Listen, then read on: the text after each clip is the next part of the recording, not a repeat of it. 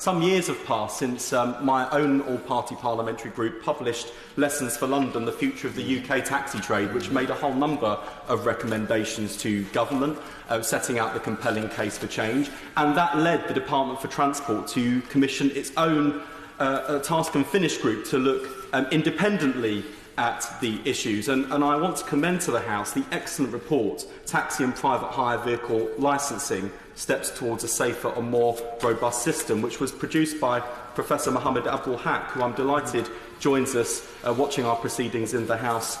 today.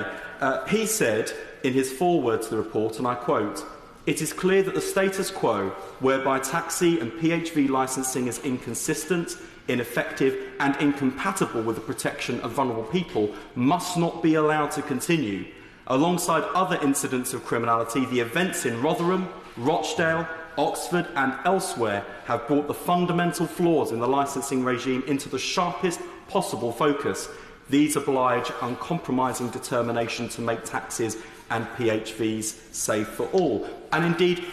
many of the recommendations he put forward in his report to the Department for Transport echo the recommendations made on a cross-party basis by the all-party parliamentary group. The need for national minimum standards so that any passenger in any part of the country can get into a taxi or a minicab safe in the knowledge that the laws and safety regulations governing their journey will keep them safe wherever they travel in whatever type of vehicle.